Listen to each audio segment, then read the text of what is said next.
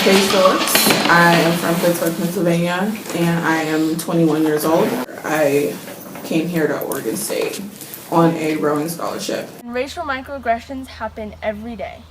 They affect people of color because they are often the object of those microaggressions, and they're done by people who have usually experienced and enjoyed racial privilege and who don't even realize that they're being racist and who actually believe that they're well-meaning.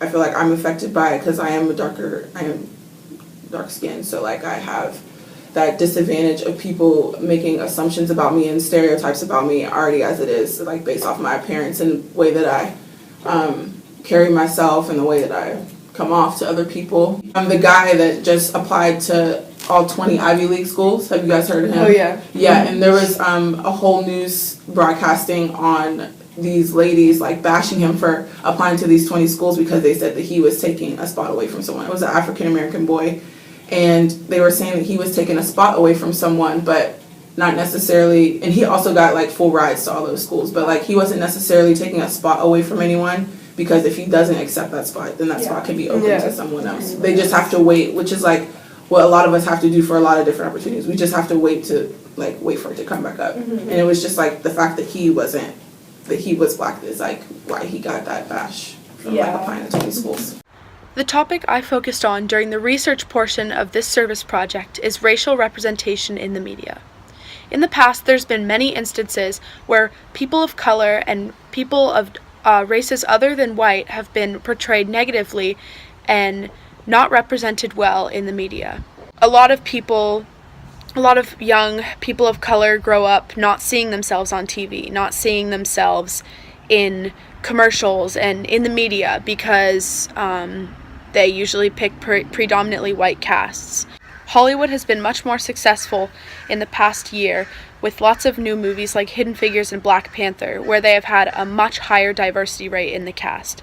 When I saw those movies come out, I was really excited for me personally, because that's me kind of like seeing myself, you know? Yeah. I'm not saying I see myself as a movie star, but that's like me seeing like people of my race like do something great, because like for a long time we weren't looked at as doing anything great. My name is Gabrielle, and my subtopic is systemic racism.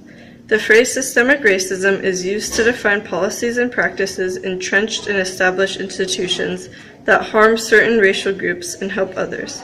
Systemic racism affects almost all aspects of life for people of color. As far as opportunities, I feel like my opportunities in rowing and my opportunities just with school in general were different, or like a lot different than people that are the majority. Hi, my name is Source McCartney, and my topics are police brutality and racial profiling. Both police brutality and racial profiling play a major role in what we know as racism today. This consists of heinous violence towards those who may be different in some way and severe microaggressions towards the same people.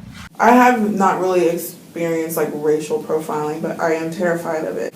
It's just really sad to see like people having to like die for no reason, you know, and not have any weapons. My subtopic on racism is immigration and how immigrants are affected by racism. The U.S. population is 55% of immigrants and their grandchildren, which mostly come from countries like India, China, Mexico, Cuba, and the Philippines. I think that there's more instances now because like a lot of them are getting like broadcasted on the news and talked about on social media, and like having like conversations like this within ourselves and like with our friends and our peers and our coaches, like anybody we look up to. Like I feel like a lot of those conversations are happening more than before.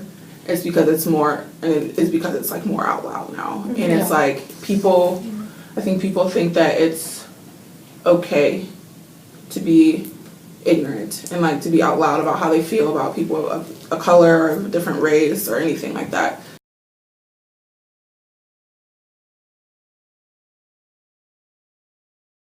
Hi, today I'm going to share with you the Race Card Project, which is what we ask students at CHS to participate in as part of our community outreach. So the Race Card Project was started online by Michelle Norris, and the idea behind it is to share observations and experiences about race, ethnicity, and cultural identity through one sentence that is only 6 words long. So here's how you do it. Begin by thinking and remembering about experiences and memories you have connected to race. And sometimes it's helpful to finish the sentence "I remember" with your stories.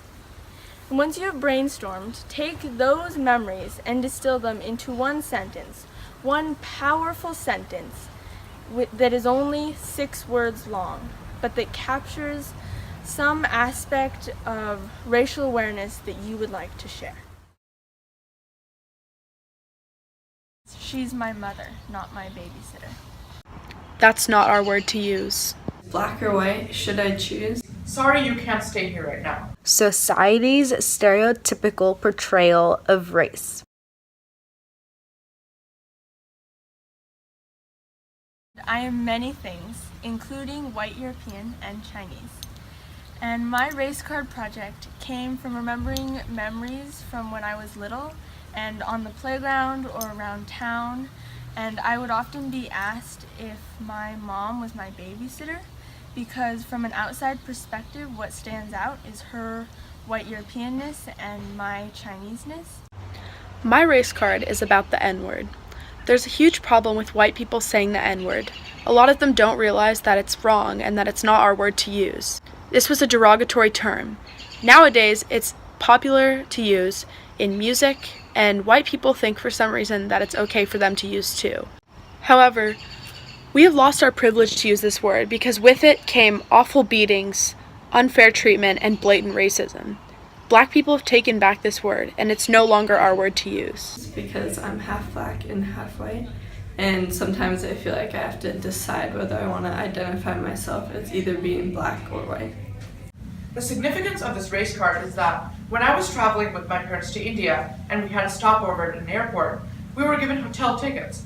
But when the person in charge of the hotel rooms saw that my parents were Hindu, he declined the tickets. It just basically shows that the man in charge of those hotel tickets were racist, and that racism has a major impact on people.